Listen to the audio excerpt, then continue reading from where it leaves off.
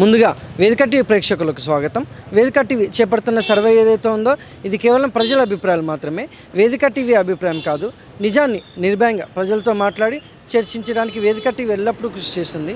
ఇందులో భాగంగా ఈరోజు రంగారెడ్డి జిల్లా ఇబ్రహీంపట్నం లేబర్ అడ్డాకి రావడం జరిగింది. మరి ఇక్కడ ఉన్నటువంటి ప్రజలు రేవంత్ రెడ్డి గారి పాలన విధి విధానాలు ఎలా జరుగుతున్నాయి, మరి అలాగే గతంలో కేసీఆర్ గారి పాలన విధి విధానాలు ఎలా జరిగాయి అనే విషయాన్ని, అలాగే ఇప్పుడు కాంగ్రెస్ హయాంలో రేవంత్ రెడ్డి గారు ప్రవేశపెట్టిన ఈ 6 గ్యారెంటీలు కానీ సంక్షేమ పథకాలు కానీ ప్రజలకు ఏ విధంగా లబ్ధి చేకూరుతున్నాయి అనే విషయాన్ని తెలుసుకునే ప్రయత్నం చేద్దాం. రిపోర్టర్ కార్తిక్ గౌడ్, వేదిక టీవీ. మీ పేరు సార్? శంకర్ ఏదుల్లా.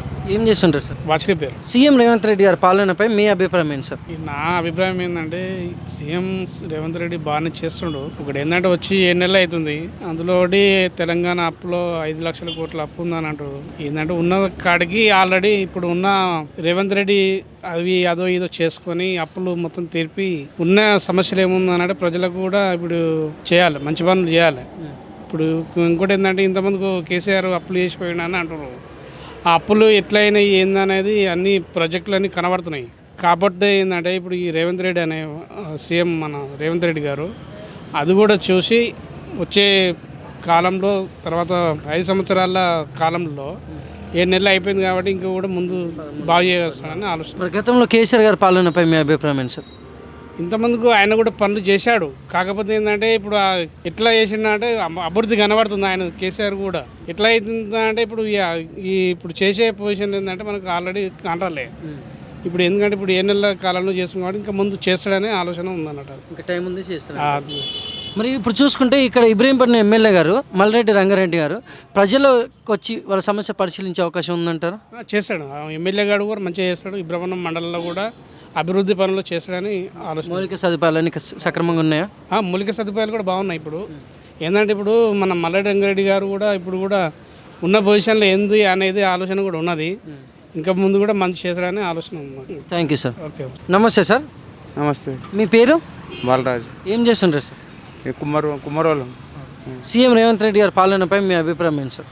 సీఎం రెడ్డి పాలన బాగానే ఉంది సార్. కొంచెము మరి ఆయన మంచిగా అయినాక చేస్తుండొచ్చు. ఇప్పుడు ఆ కేసీఆర్ అంటే మంచిగా ఆయన చేతిలో ప్రభుత్వం ఉండే, ఆయన సొంతం ఉండే, ఆయన పార్టీ ఉండే. ఇప్పుడు ఈయనది ఏంటంటే ఇప్పుడు ఢిల్లీ ఇప్పుడు వాళ్ళ కాంగ్రెస్ పెద్దలు ఉన్నారుగా, వాళ్ళ చేతిలో ఉంది కాబట్టి ఈయన వాళ్ళు చెప్పినట్టు ఈయన వినవాల్సి వస్తుంది. అట్లా ఇప్పుడు ఆయన చేతిలో ప్రభుత్వం ఉన్నది, కేసీఆర్ సొంతం ఉండే, ఆయన ఏది చేసినా నడిచింది.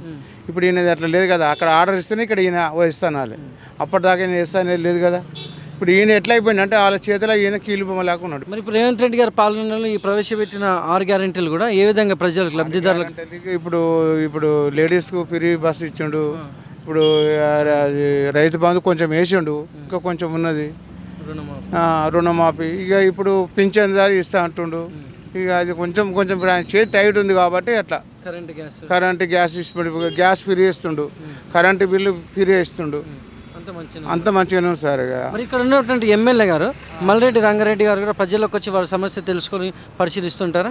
ఇంక వెళ్ళలేదు. ఇప్పుడు వెళ్తే ఇక చేస్తాడు. ఇప్పుడు మినిస్టర్ పదవి గురించి తిరుగుతున్నట్టు వెళ్తాడు. ఇప్పుడు వెళ్తే చేస్తాడు. మల్రెడ్డి రంగారెడ్డి అంటే చాలా మంచి టాప్. అట్లా అనేది ఏం లేదు. కాకపోతే ఇప్పుడు వాళ్ళు జర టైట్ ఉన్నాయి. ఇప్పుడు అన్ని క్యాష్ మీద నుంచి ప్రభుత్వం వస్తే ఇప్పుడు ఆయన కూడా రిలీజ్ చేస్తారు కదా. ఇప్పుడు రేవంత్ రెడ్డికే జంత ఇది ఉన్నది. ఇప్పుడు వీళ్ళు ఇక మినిస్టర్లు జర బాధపడతారు. అయినాక మంచిగా చేస్తారు వాళ్ళే, కంపల్సరీ చేస్తారు. మరి గతంలో కేసీఆర్ గారి పాలనపై మీ అభిప్రాయం ఏంటి సార్? ఎవరైనా గదే ఉంది సార్. ఎవరైనా కానీ అదే ప్రభుత్వం ఉంది, ఎవరైనా అదే చేసినాము. ఆయన మంచి పాలన ఆయనకి చేసినాము. ఇప్పుడు ఆయన ఈ ప్రజలతోని అదితో ఇసుకిపోయి ఆయన ఏవి ఇస్తలేడు, అవి ఇస్తలేడు, ఇవి ఇస్తలేడు, డబ్బులు అవి ఇస్తలేడు అని చెప్పి. Thank you sir.